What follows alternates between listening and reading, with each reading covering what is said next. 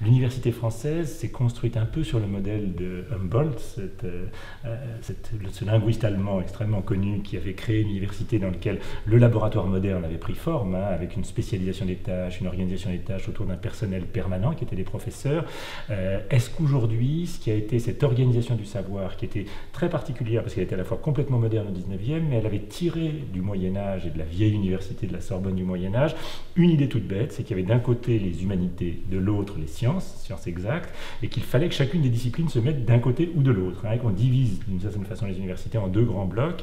Et cette organisation en deux grands blocs fonctionnait d'autant mieux côté sciences exactes que le modèle des sciences exactes du 19e était quand même celui de la physique, qui était un modèle de science expérimentale, mais basé sur la réversibilité des actions. On fait tomber un corps, il tombe toujours de la même façon, ou à peu près, et puis voir la résistance de l'air.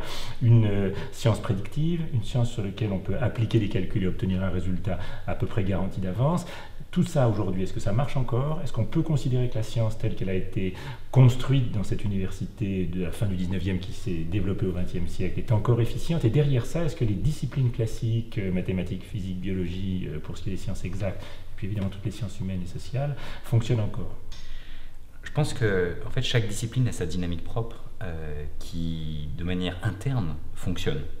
Par contre, les besoins de la société, eux, ne connaissent pas les barrières disciplinaires, la nature ne connaît pas les disciplines, et donc si on veut résoudre les problèmes complexes qui sont ceux de la société et de la transformation de la globalisation que nous vivons tous, il y a besoin de réinventer le système. Et on peut éventuellement revenir jusqu'à Humboldt pour essayer de s'inspirer en fait de ces motivations initiales qui ensuite ont donné ce que tu as décrit. Ces motivations initiales, c'était de dire l'université doit être un lieu où on est libre d'apprendre, libre d'enseigner, libre de faire de la recherche, et où l'enseignant ne doit pas professer, mais il doit catalyser les apprentissages de ses élèves, il doit les aider à créer leurs propres projets pour qu'ils puissent apprendre par la recherche et qu'ils puissent construire ensemble du savoir. Pour être plus efficace, à partir de là, beaucoup de gens se sont spécialisés et chaque discipline a créé des outils, les a renforcés, etc. Donc ces outils sont très pertinents pour résoudre les problèmes classiques de cette discipline, mais pas forcément pertinents pour résoudre les problèmes de société qui sont ceux qui sont les vrais défis du XXIe siècle. Mais en biologie, par exemple, qu'est-ce que c'est que le problème de société que vous rencontrez et pourquoi avez-vous créé un centre interdisciplinaire? Qu'est-ce qui vous a amené à casser la logique d'une discipline spécifique qui était celle de la biologie, de la recherche sur le vivant? Alors, en biologie, par exemple, depuis qu'on a le génome, on a digitalisé l'information génétique. Et à partir de là, on a besoin d'outils informatiques, de mathématiques. On a besoin de comprendre les dynamiques internes dans les cellules. Ça, c'est typiquement des mécanismes physico-chimiques qui sont derrière. Et on a besoin de mathématiser tout ça, de modéliser tout ça. Et on a besoin de comprendre les implications éthiques de tout ça, et donc les implications pour la société. Tant que la biologie est une science descriptive, elle pouvait, entre guillemets, se contenter de travailler en champ clos. À partir du moment où elle devient une science efficiente, capable d'agir sur la société, d'augmenter la longévité, de éventuellement réingénérer les génomes, les organismes génétiquement modifiés, mais est-ce que demain on aura des humains génétiquement modifiés? Donc on voit bien qu'il y a des questions qui sont profondément éthiques, qui sont sous-jacentes. Bien sûr. Et ce que tu as décrit, c'est en fait l'idée que le CRI, le centre interdisciplinaire que tu diriges et que tu as créé, s'inspire plus de Humboldt que de l'université qu'on attribue à Humboldt, parce qu'on part de l'idée que pour réellement apprendre, il faut faire, il faut découvrir, il faut apprendre à apprendre. Mais d'autres pédagogues ont déjà pensé comme ça et édicté ces règles. Je pense par exemple en France à Freinet, bien sûr, en Italie Montessori, au Brésil à quelqu'un comme Paulo Freire, qui ont mis au cœur de leur pédagogie cette idée que c'était en faisant qu'on apprenait, plus qu'en écoutant un cours magistral.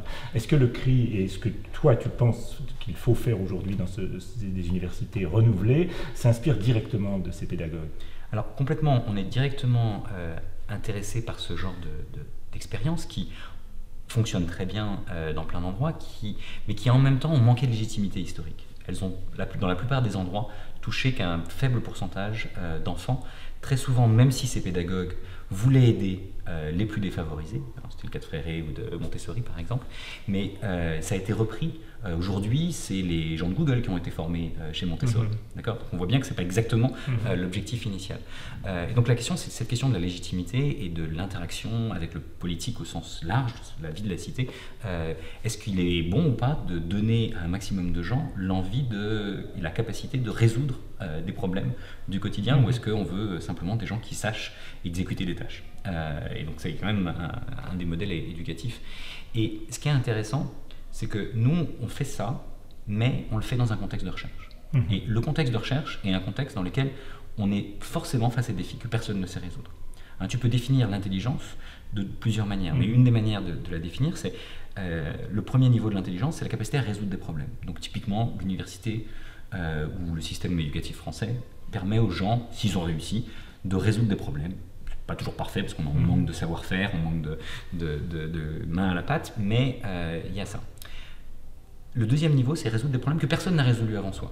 Donc déjà là, ça suppose de former à la créativité, à l'innovation. Le troisième niveau, c'est la capacité à poser de nouveaux problèmes et à inventer de nouvelles manières de résoudre des problèmes.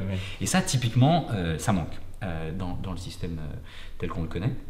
Et ça, c'est le niveau de l'intelligence individuelle. Mais ces trois niveaux, tu peux les dupliquer sur l'intelligence collective. Et la plupart des problèmes, on ne peut pas les résoudre individuellement. Donc il faut inventer des manières collectives de résoudre des problèmes classiques. Et ça, quelque part, les universités y arrivent à peu près. Puis après, il faut être capable de résoudre des problèmes qu'on ne savait pas résoudre jusque-là, de nouvelles manières. Et donc là, par exemple, le mouvement open source a inventé de nouvelles manières de résoudre ses propres problèmes. Et puis, le troisième niveau, c'est qu'il faut redéfinir les problèmes et la manière dont on résout les problèmes, les implications pour la société, les implications éthiques de tout ça. Et ça, ça reste complètement à inventer. Je pense que ça fait partie des missions qu'on s'est données au CRI. Le CRI, c'est à la fois un centre de recherche interdisciplinaire, mais c'est aussi un carrefour de rencontres intéressantes. C'est-à-dire que toute personne qui est motivée par ces défis, eh bien, on les accueille ici.